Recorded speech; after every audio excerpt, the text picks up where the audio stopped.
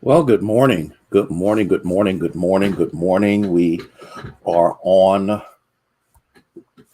a half hour ahead of time. And the reason that we are doing so is because we're going to make our way to Mercy Health in Boardman. We have a member who will be having a surgical procedure this day. And we want to make sure that we have ample time to be able to make our way there and to have and to share in prayer and believing that God is going to bring them through more than a conqueror. And so it would be easier for me to be able to do it now than later. Debbie Johnson, Jemison, bless you.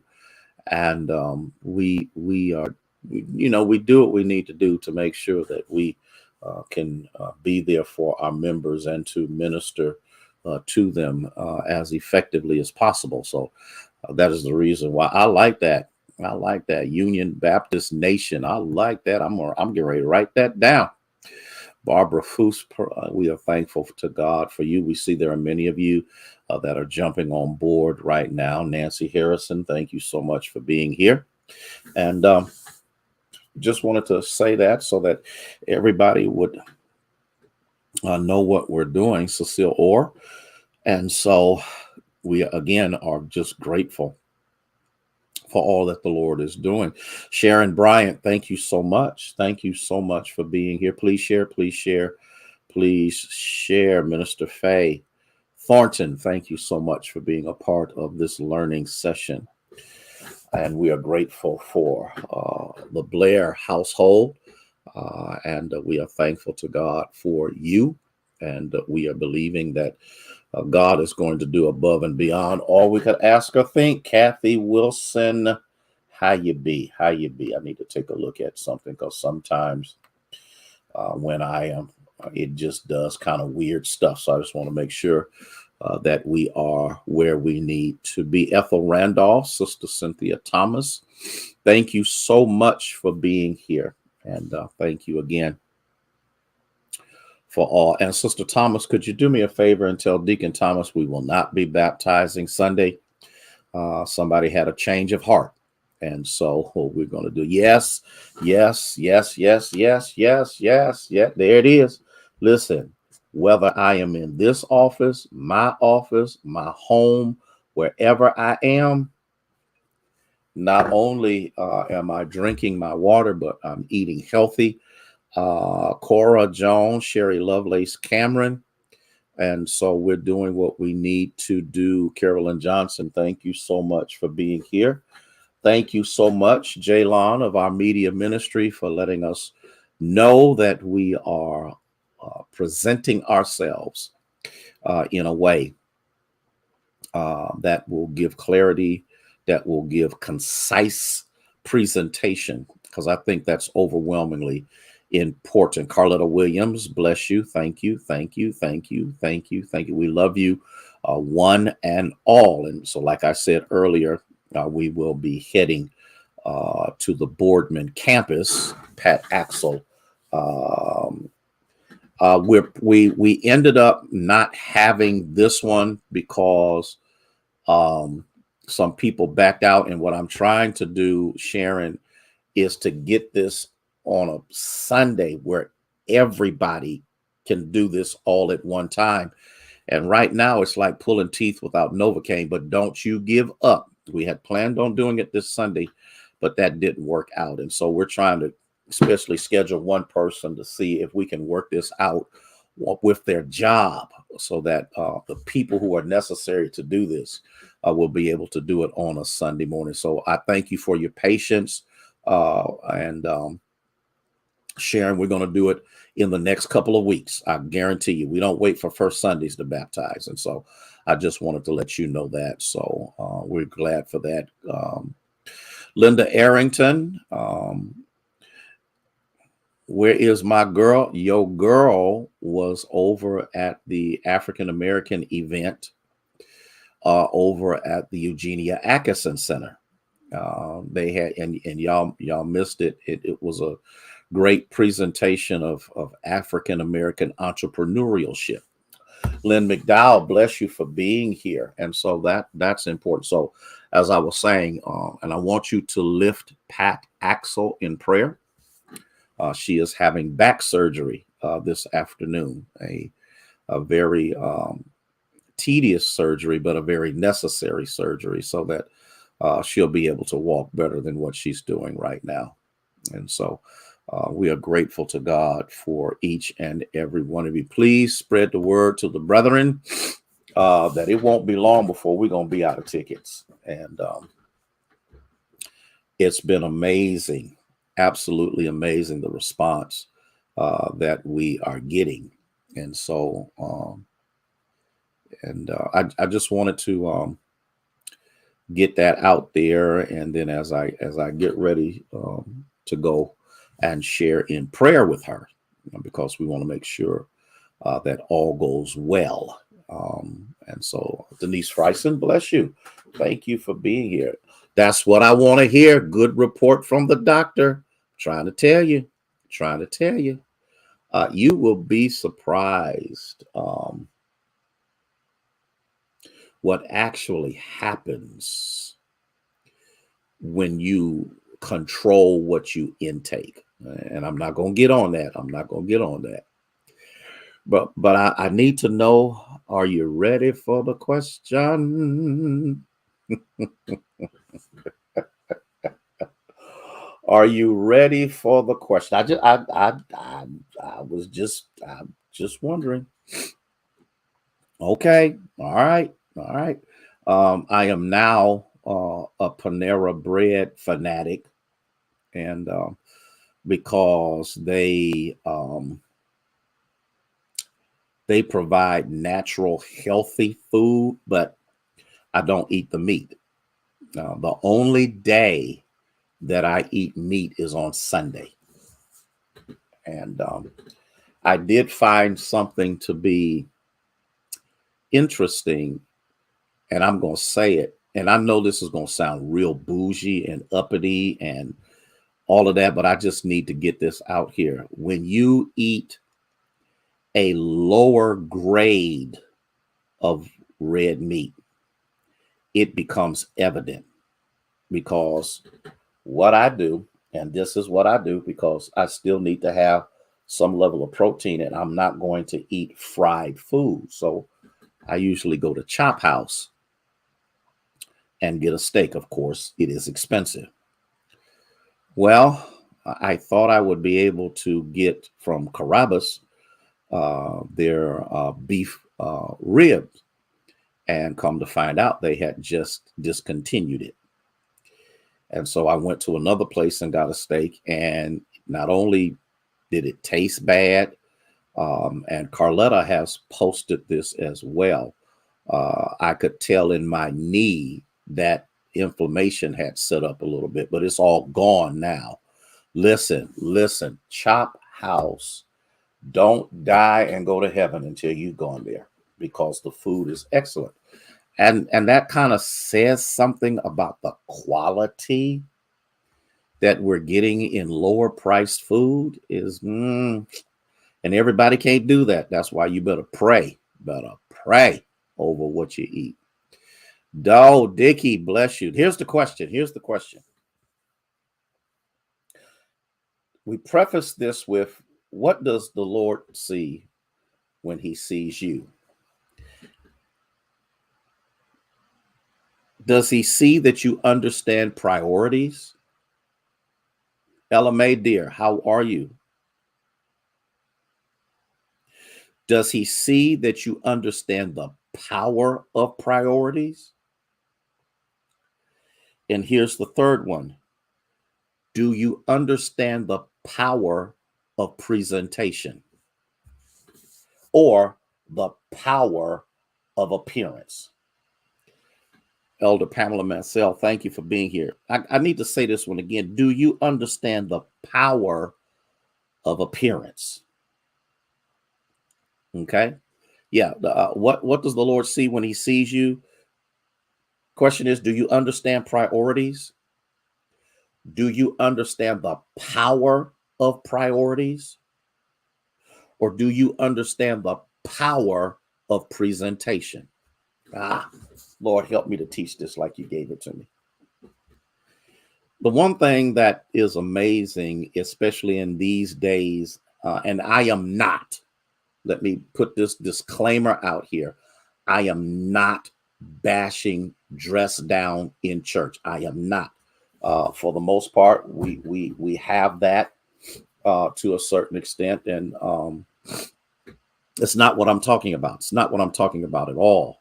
What I am talking about, and what I think needs to be understood, is that even in a dress down moment, there ought to be some pride seen in that type of dress. What do I mean by that? I'm not talking about pants and skirts. I'm not talking about that. I'm not talking about suits and dresses. I'm not talking about that. I'm talking about, how do you present yourself? Why do you think that I am so, I almost used the wrong word, I am so determined and almost dictatorial when it comes to, hey, William, how are you, sir? When it comes down to how union presents itself, especially when it comes down to our streaming presentation. That is the reason why, good to see you, Elder James Mansell. That's the reason why we have invested money to make sure that when you see us in the best light possible. You see us in the best presentation possible. You hear us in the best sound quality that we can possibly provide. Because I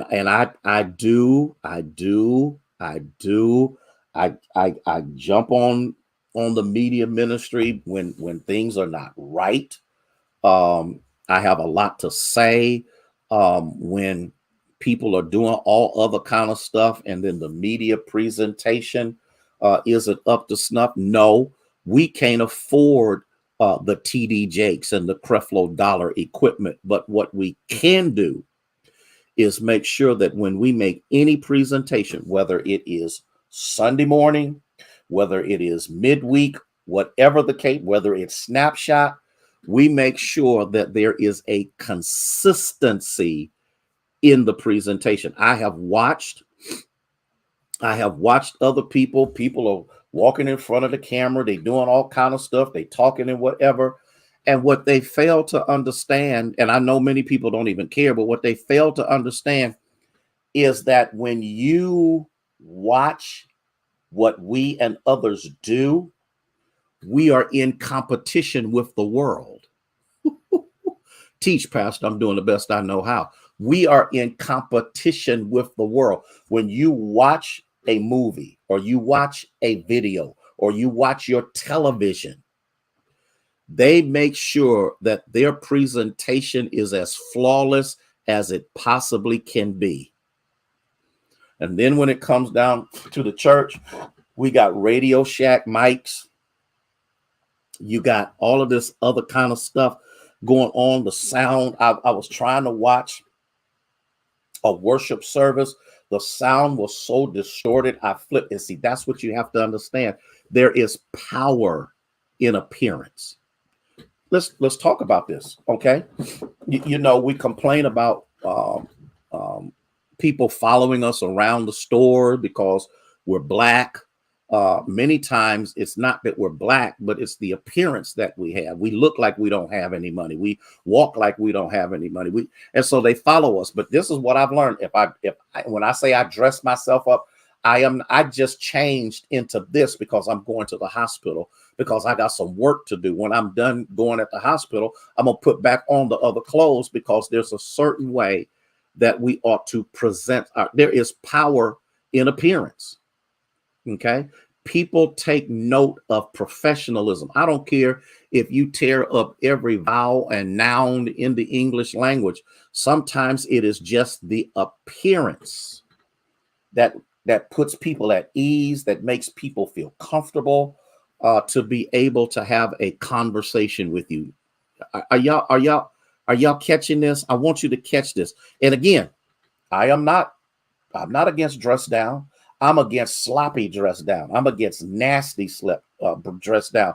I'm against people coming to church and dress better in the world than they do for the church. Now that I have a problem with. When I watch people go out here and spend all of this money so they can be suited and booted and looking like that, and then they come to church looking like yesterday's laundry.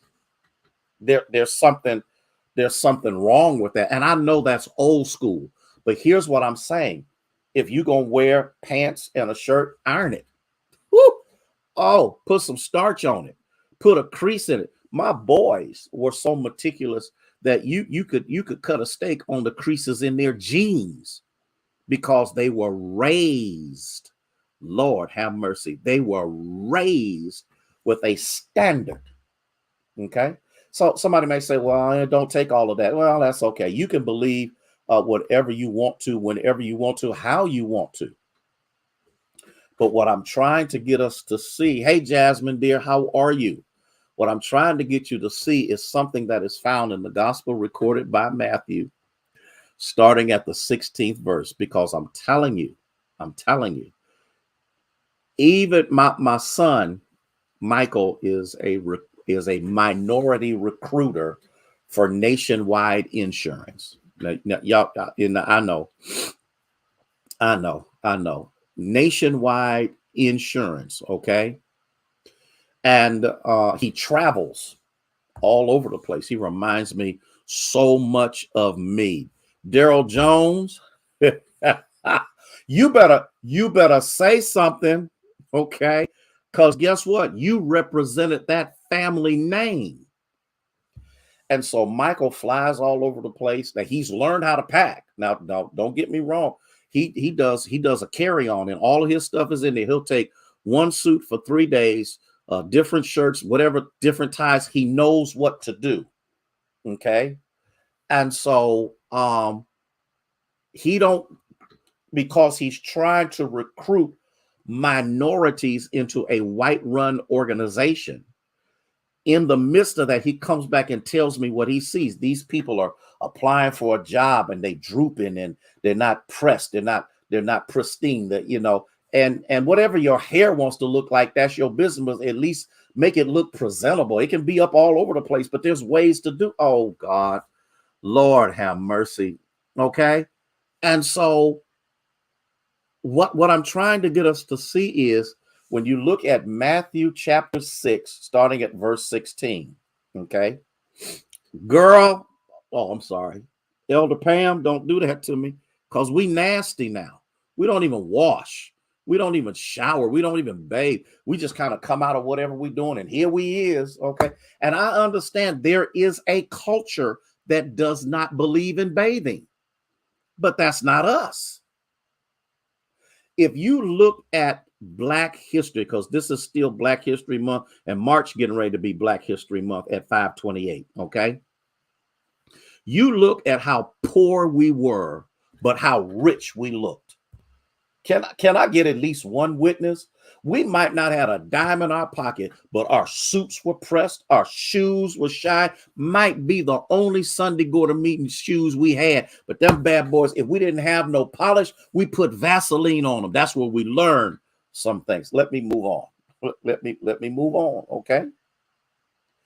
And again, do not go out of here I'm talking about dress down, because I'm not. What I'm talking about is when you dress down looking ragged instead of presenting the kingdom. Put some starch, get an iron out. Listen, get you a steamer, do whatever you need to do. And it ain't about church. It's about you going on your job, certain way, certain things. Yes, there are clothes that are appropriate for grungy work, but it just ought not be like that all the time. And so, Daryl Jones, I come from the same cloth you was cut from. I'm a Harrison. My dad was tenacious in making sure that his boys were clean. That's why he taught us how to wash. LaVonda Jones, he taught us how to wash, clean, iron, and cook. Now, look at what it says. I done took up way too much time with that. But look at the text. Moreover, when you fast, do not look like the hypocrites with their sad countenance, for they disfigure their faces that they may appear to be men to be fasting. Assuredly, I say to you, they have their reward. But you, when you fast, anoint your head, wash your face, so that you don't appear to be as men to be fasting. For to your women, so that you do not appear to be fasting to be, excuse me, you do not appear to men to be fasting, but to your Father who is in the secret place. And your Father who sees in secret will reward you openly. Man, I had a hard time getting that out. What is Jesus saying? People can appear, and this is what we're talking about in Jesus' time. You got to watch your countenance. You might be down and you might be hurting. You may be going through something, but Jesus says when you're fat, you remember we just got off that fast. We just got off that 40-day fast, and you have to make sure that you still look good. You have to still make sure you presented yourself well. These are things that you needed to do. I wish I had 5 people. And for many of us, we are continuing. We're not in a fast motif, but we are in the motif of better eating. And so in the midst of that, we're not going to sit up here so we can get attention for ourselves. Oh, what's wrong? I'm fasting. I'm seeking the Lord. People, for many of us, didn't even know we were fasting until they noticed the weight loss. And we were not fasting to lose physical weight. We were fasting to lay aside every weight. Lord, don't make me shout. Don't make me run up in here. And so what happened was he said, here's what you do. In other words, comb your head, anoint your head, wash your face, look presentable. Because guess what?